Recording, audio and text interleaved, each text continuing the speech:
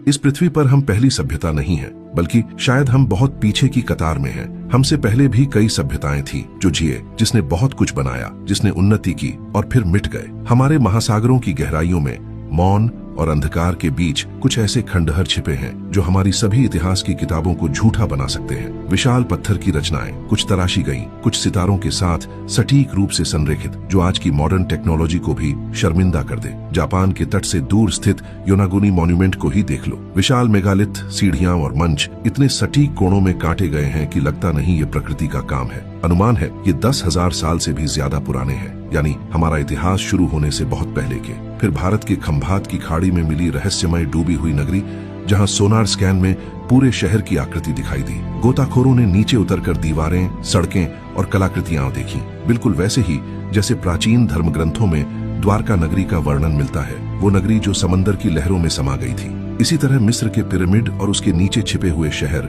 Lake Titicaca के नीचे छिपे मंदिर, क्यूबा के तट के पास समुद्र में दबी संरचनाएं, ये सब एक ही बात कहते हैं कि हमसे पहले भी कोई इस पृथ्वी पर मौजूद था। यानी शायद बाढ़ की कहानियां सिर्फ ड्रामा नहीं थी, शायद अटलांटिस कोई कल्पना नहीं, एक चेतावनी थी। धरती ने ये सब पहले भी देखा है। सभ्यता उठती है, फिर कुछ होता है और सब कुछ डूब जाता है। तो अगर इस पृथ्वी पर हम पहले नहीं थे, तो सवाल ये है कि उन सभी सभ्यता को किसने मिटाया और आखिर कैसे, और क्या अगली बारी हमारी है?